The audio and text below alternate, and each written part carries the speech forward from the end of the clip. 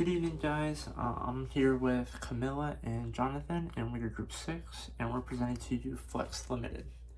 A little bit about Flex is they outsource manufacturing services to their customers across multiple industries.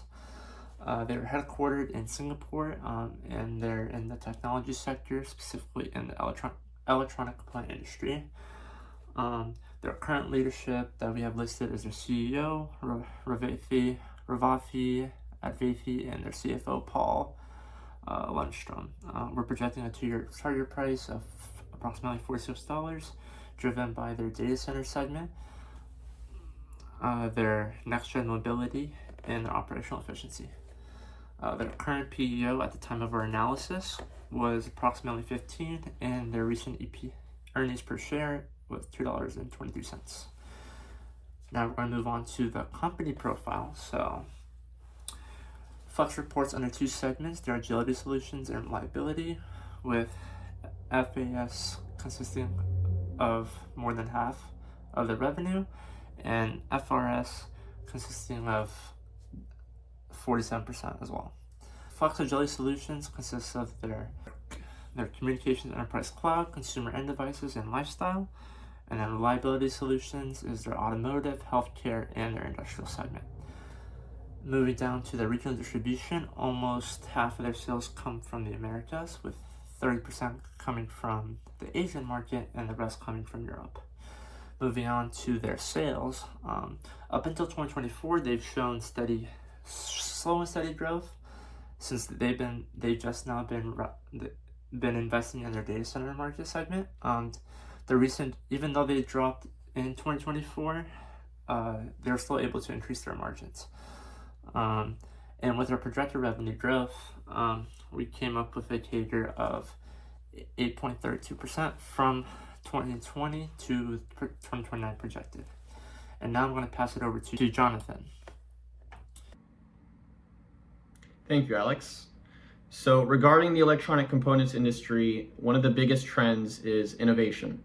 So the most recent innovation, being artificial intelligence, has helped to improve many different types of technology, most namely being data centers. So as the world has become more and more digitalized, businesses increasingly need more data center solutions, and AI has helped to streamline and improve the data management and data analytic processes. So following these improvements in artificial intelligence, data centers should increase in demand, since they are increasing in efficiency. In addition to this, many technological advancements have been made to IoT devices, also known as Internet of Things devices. So these devices are essentially smart technology that help to integrate and improve many other devices' functionalities. In addition to this, they have been used increasingly in automobiles, which is what we see in automotive digitalization.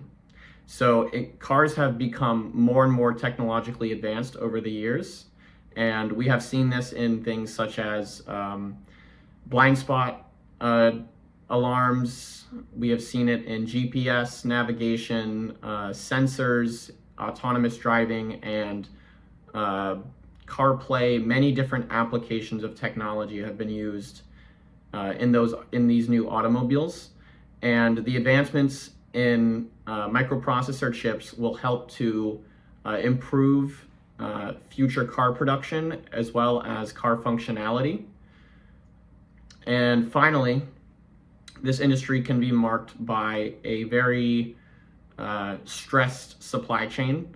So unfortunately for the electronic components industry, around 80 to 90% of all semiconductors produced are manufactured in Taiwan, and a similar percentage of these chips are also manufactured by the company NVIDIA. NVIDIA has very little to next to no competition, and any possible disruptions in their manufacturing facilities could lead to severe bottlenecks and disruptions in the supply chain.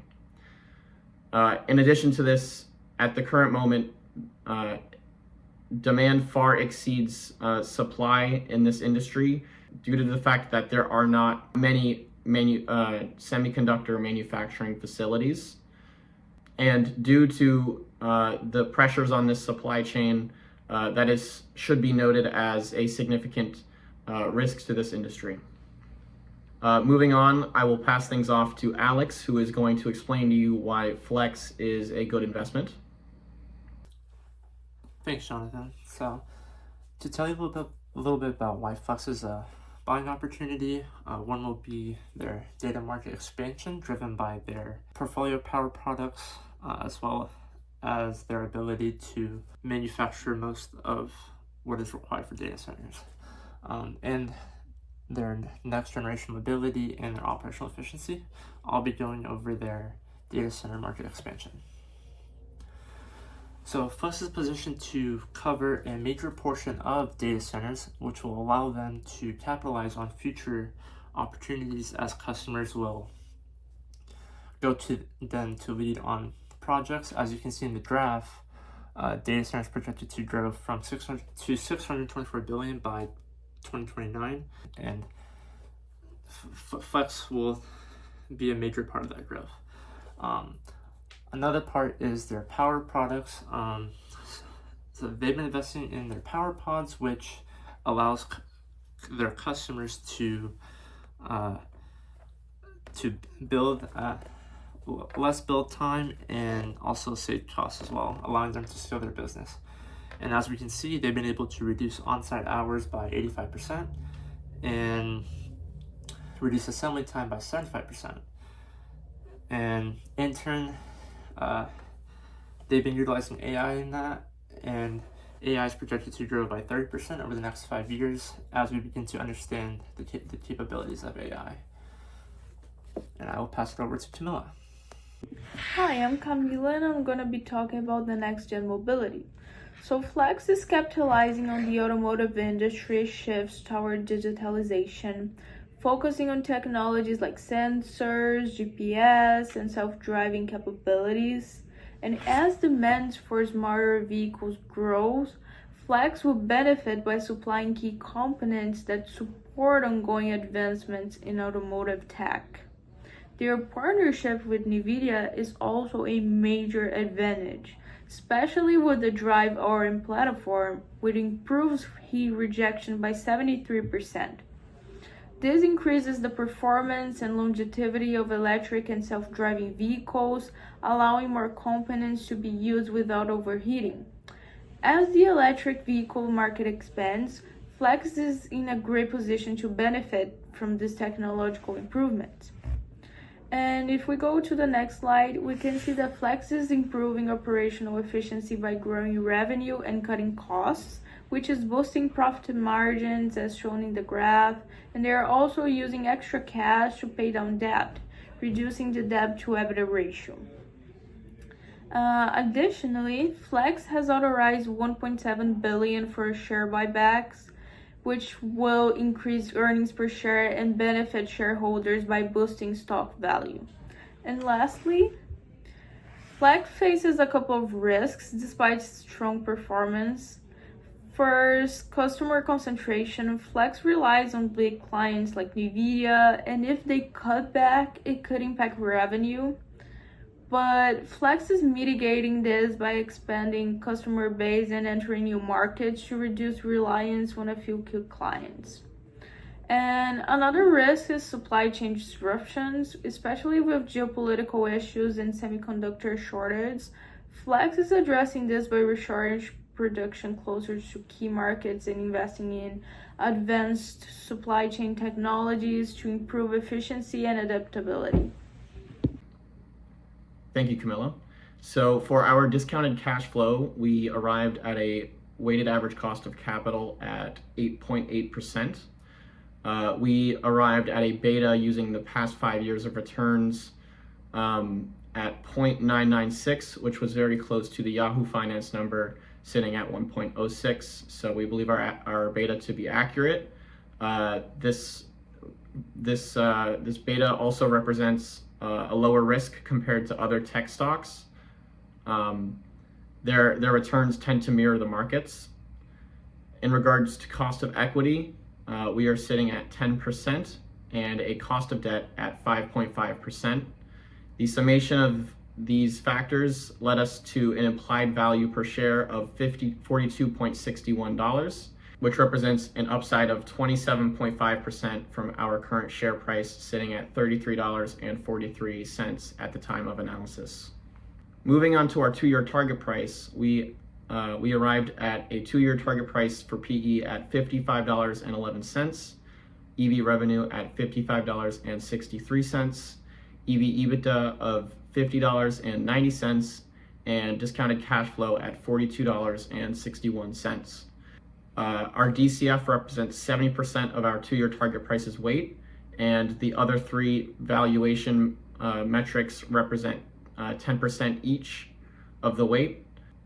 The 2-year target price ended up being $45.99, which is a 38% upside from our current share price at $33.43. I will now pass it off to Alex, who will go into Flex's main competitors. Thanks, Jonathan. A little bit about their competitive analysis. Their PE is sitting at approximately 15, lower than the average of their peers of 16, showing that they may be undervalued. And their debt to equity is 0.74. However, even though they seem over leveraged, they've been able to pay off their debt.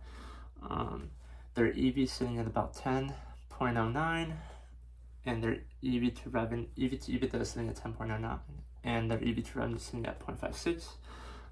Their main direct competitor is Jabil, which is a similar market cap of approximately $13 billion. Flex is positioned for better long-term growth because they have a diversified revenue stream, which no single customer accounts for 10% of the revenue. And meanwhile, Jabil has Apple, which consists of more than 10% of their revenue, of approximately 1/3. So due to all these things, we believe that Flex is a great growth opportunity, and thank you for watching our presentation.